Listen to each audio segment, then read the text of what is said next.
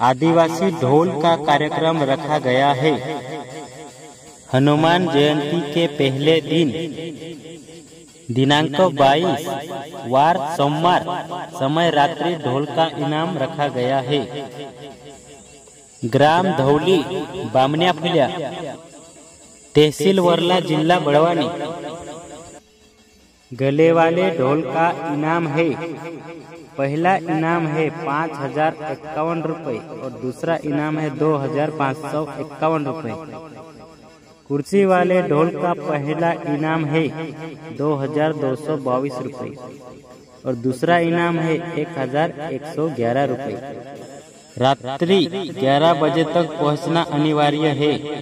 सभी ढोल वाले भाइयों से निवेदन है कि ढोल लेके आना ना भूले।